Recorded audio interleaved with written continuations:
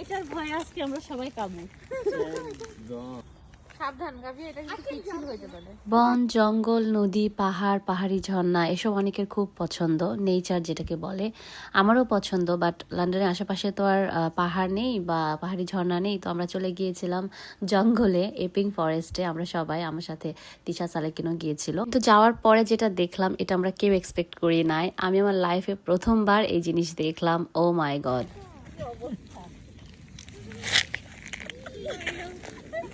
এটার ভয়ে আজকে আমরা সবাই কাবু। দেখো কোনো চাকায় যেন না লাগে। না, আমি ওটা ভাবছিলাম তো যাওয়ার পরে তো আমরা মহা খুশি, এত সুন্দর জায়গা, এত সুন্দর পরিবেশ। বাট একটা জিনিস আমরা খেয়াল করলাম যে রাস্তার দুই পাশে কালো কালো সামথিং একটা উঠে আছে অ্যান্ড একটু মুভ করছে। তো এটা দেখার পরে অনেক তো ভয় পেয়ে গিয়েছে, কারণ ও চোখ আগে দেখেছে, আমি দেখি নাই, কিন্তু আমি লাইক এরকম পাহাড়ি জায়গায় খুব কম গিয়েছি।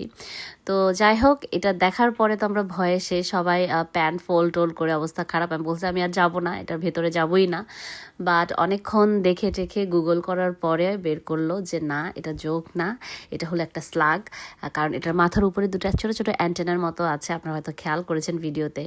তো আমি ভিডিওটা লাইক খুব একটা দেই নাই, লাইক দেখতে কেমন লাগছে, জোক না হলেও লাইক দেখতে তো লাইক কেমন কেমন লাগতেছে। এটা দেখার পরে বডির মধ্যে লাইক হয় না যে সেন্সেশন হচ্ছিল আর কি।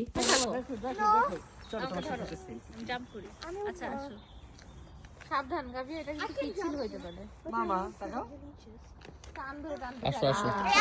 অনেক গুগল করে দেখলো যে এটা ক্ষতিকারক কিছু না, জোকের মতো, বডিতে উঠেও না বা কামড়ও দেয় না। সো এগুলো বলে টলে কনভিন্স করলো। দেন আমরা একটু ভেতরের দিকে গেলাম, অনেক দূরই গেলাম, হাঁটাহাঁটি করলাম। তো ভেতরে যাওয়ার পর আসলে এত ভালো লাগছিল, এত সুন্দর একটা লাইক পরিবেশ, খুবই সুন্দর পাখির কিচিরমিচির শুনতে পাচ্ছিলাম।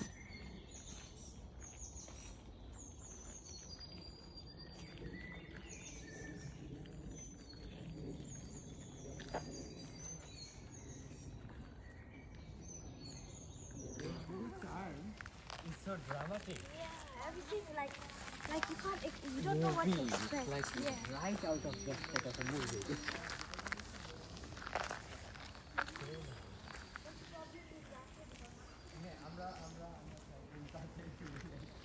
এত কোয়াইট আর এত সুন্দর পিসফুল একটা এনভায়রনমেন্ট ছিল যে আমরা সবাই খুব আস্তে আস্তে কথা বলছিলাম আর নেচারটাকে এনজয় করছিলাম, পাখির কিচিরমিচির আওয়াজগুলোকে এনজয় করছিলাম অ্যান্ড গ্রিনারিটাকে এনজয় করছিলাম। এত সুন্দর সব সবুজ হয়েছিল।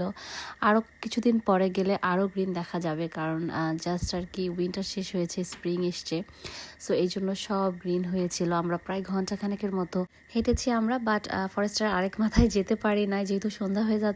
তো ভাবলাম যে ব্যাক করি, এখানে নেটওয়ার্ক খুব একটা ভালো কাজ করছিল না আর বাচ্চারাও ছিল সাথে। আর যাওয়ার সময় আমরা এই সুন্দর সানসেটটা উপভোগ করলাম গাছের ফাঁকা দিয়ে। তো যাই হোক, আজকের ভিডিওটা এ পর্যন্তই থাকলো। নেক্সট টাইম গেলে আবার শেয়ার করবো। ভালো থাকবেন সবাই, আল্লাহ হাফেজ।